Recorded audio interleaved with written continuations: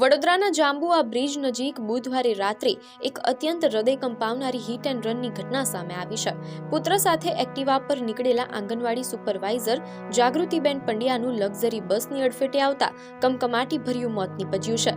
મળતી માહિતી મુજબ જાગૃતિબેન તેમના પુત્ર સાથે જઈ રહ્યા હતા ત્યારે અચાનક તેમણે તબિયત લથડતા મને ઉલટી થાય છે તેમ કહ્યું હતું। આ સાંભળીને પુત્રએ રોડની સાઈડમાં એક્ટિવા ઊભું રાખ્યું જ હતું। બરાબર એ જ સમયે પાછળથી પૂરપાટ ઝડપે આવેલી એક લક્ઝરી બસે તેમને જોરદાર ટક્કર મારી દીધી હતી। અકસ્માત એટલો ભયાનક હતો કે પુત્રની નજર સામે જ લક્ઝરી બસના ચાલકે જાગૃતિબેનને કચડી નાખ્યા હતા।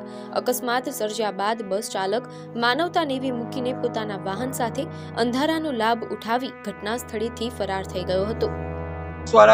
આયા કોઈ એક્શન ના લીધું। 1.5 કલાકથી મારી મમ્મીની ડેડ બોડી અહીં પડી છે પણ કોઈ એક્શન પોલીસ વાળા લેતા નહીં। આવું આવેલી છે તોય કોઈ એક્શન લેવામાં આવતું નહીં।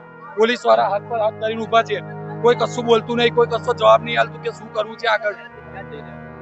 તરસાલીથી મારી ઘરે જ આવતા હતા, તરસાલી ચોકડીથી મારી ઘરે જ આવતા હતા। અમારે મકરપુરા રહેવાનું અને આટલું થાય તો બી હજી એમ્બ્યુલન્સ બોલાવવા એ લોકો તૈયાર નથી।